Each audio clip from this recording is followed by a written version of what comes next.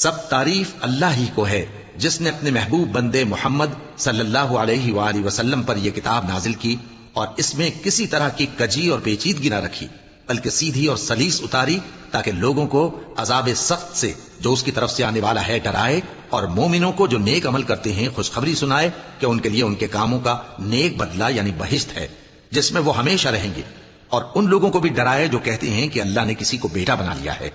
ان کو اس بات کا کچھ بھی علم نہیں اور نہ ان کے باپ دادا ہی کو تھا۔ یہ بڑی سخت بات ہے جو ان کے منہ سے نکلتی ہے، اور کچھ شک نہیں کہ یہ جو کچھ کہتے ہیں محض جھوٹ ہے۔ اے پیغمبر، اگر یہ اس کلام پر ایمان نہ لائیں تو شاید تم ان کے پیچھے رنج کر کر کے اپنے تئیں ہلاک کر دو گے۔ جو چیز زمین پر ہے ہم نے اس کو زمین کے لیے زینت بنایا ہے تاکہ لوگوں کی آزمائش کریں کہ ان میں کون اچھے عمل کرنے والا ہے، اور جو چیز زمین پر ہے ہم اس کو نابود کر کے بنجر میدان کر دیں گے۔ کیا تم خیال کرتے ہو کہ غار اور لوح والے ہماری نشانیوں میں سے عجیب تھے؟